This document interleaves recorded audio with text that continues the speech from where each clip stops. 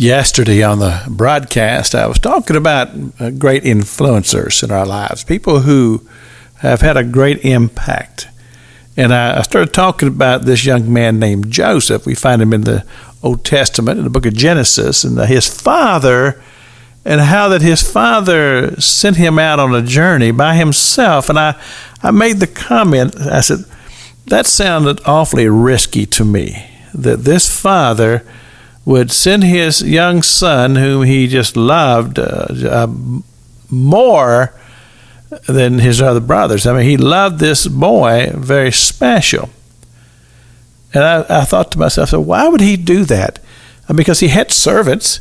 He could have sent a servant with him, or just sent the servant and not the son. And I can't help but to believe that this father saw in his son that he needed some activity in his life that would kind of toughen him up a little bit, cause him to gain some maturity. So he said, go do this.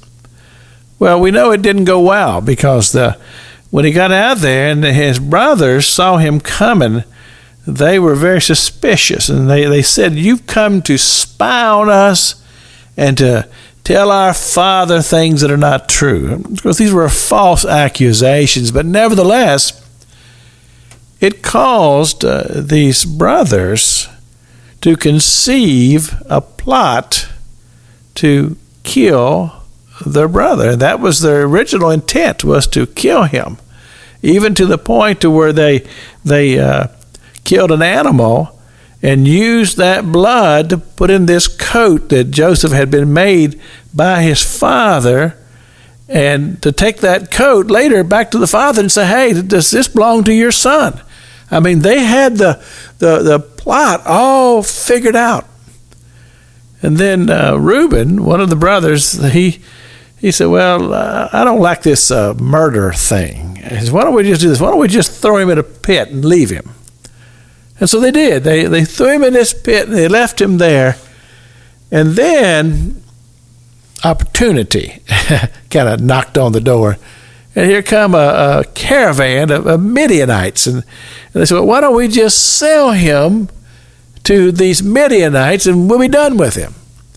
Now, you think about all of these things and putting them in perspective, because we're talking about people who have influence in one's lives. You've had them, I've had them, people who influence positively or can influence negatively. But they're very, very important. And one of the things that you'd have to draw from this, it's very, very important about who you allow to have influence in your life. Because you don't always have to allow people to affect your lives. And a lot of people, they go astray and they find their lives in a mess because they allowed there to be a counselor in their life that wasn't qualified to be a counselor. They were a person who had destructive tendencies themselves, and they brought those things on you because you listened to them and you allowed them to speak into your life. Well, fortunately, even though I feel like that the father felt like he needed to test his young son, when you read further into the story, and we'll talk about it this week, it seems to me like that Jacob had instilled some very positive things into this young man.